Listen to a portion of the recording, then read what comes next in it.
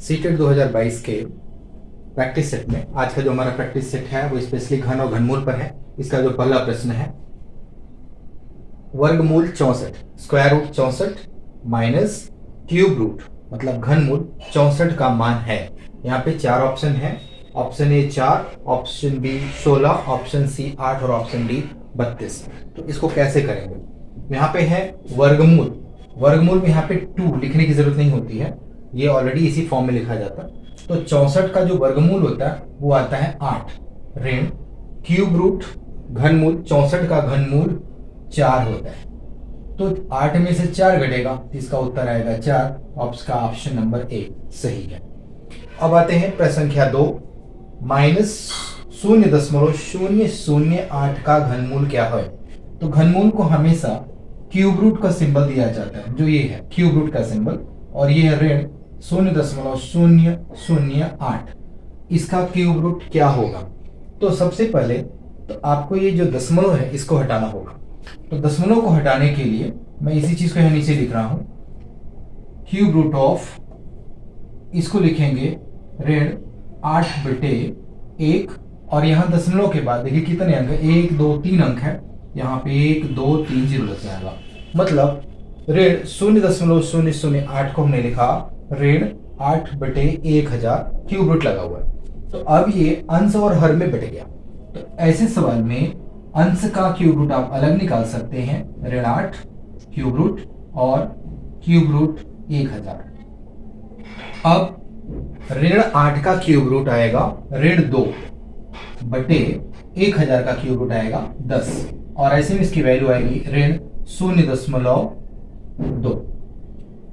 तो ऋण 0.2 इसका उत्तर हुआ। इसमें आपका ऑप्शन नंबर ए सही है, इसका ऑप्शन ए टिक कर दीजिए।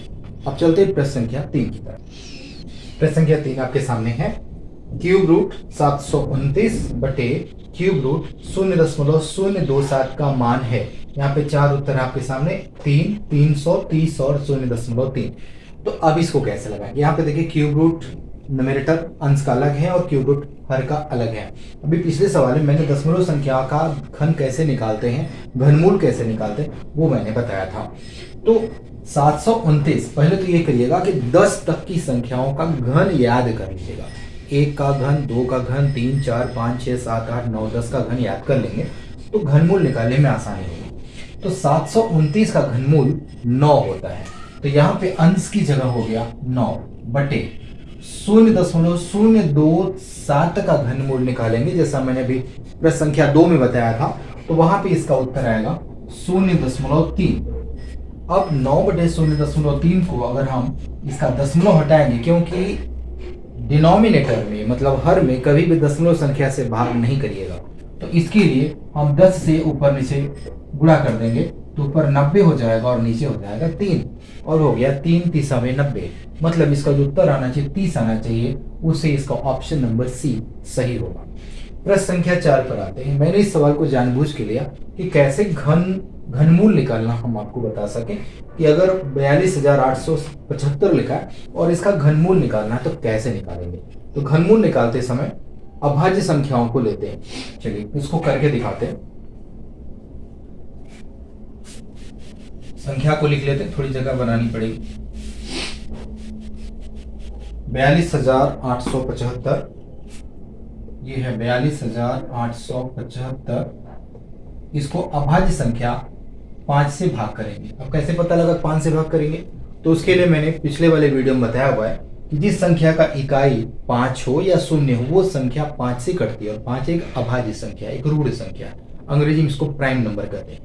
और तो 5 से इसको भाग करेंगे तो यहाँ आएगा 5 8 40, 2 28, 5 5 25, 3 बचा 37, 5 7 35, फिर 2, यहाँ आएगा 5 5 25, फिर ये 5 से कटेगा, 5 1 5, 3 35, 5 7 35, यहाँ पे फिर यहाँ आएगा 5 1 5, फिर 5 5 25, 5 से इसको फिर काट दीजिएगा, 5 3 15, 2 21, 5 चौके 20, 5 3 15।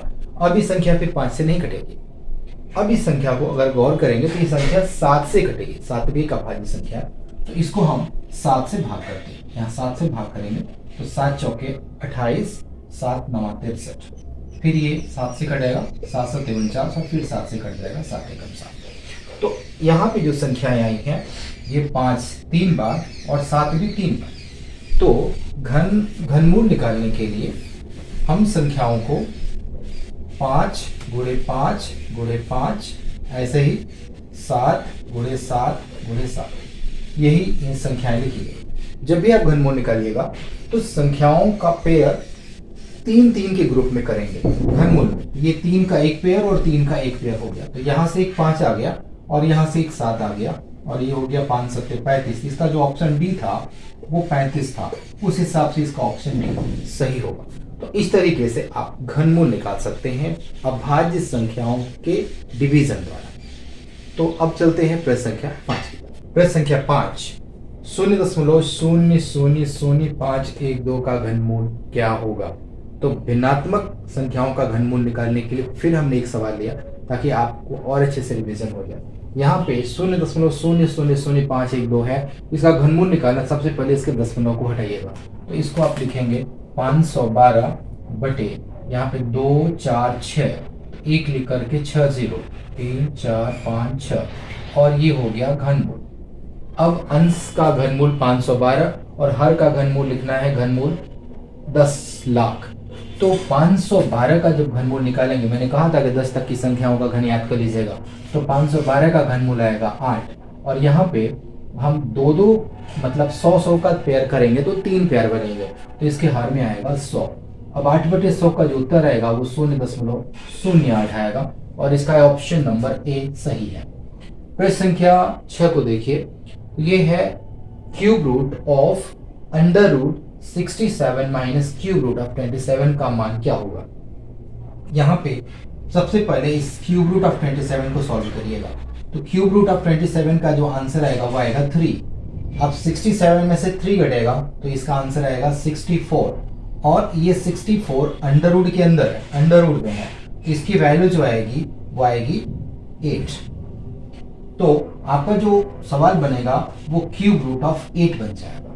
फिर से लिख लीजिए, क्यूब रूट ऑफ 27 3 आएगा, 67 से 3 घटा तो 64, ये है स्क्वायर रूट 64, इसकी वैल्यू आएगी 8।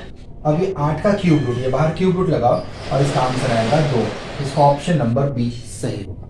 तो इस तरीके से आज का प्रैक्टिस सेट मैंने कराने का प्रयास किया। वीडियो अच्छा लगा हो तो वीडियो को लाइक करिएगा, और चैनल पर अगर नए हो तो सब्सक्राइब जरूर कर लीजिएगा, क्योंकि सीटेट संबंधित मैथ का वीडियो मैं लगातार अपडेट करता हूँ। Thank you.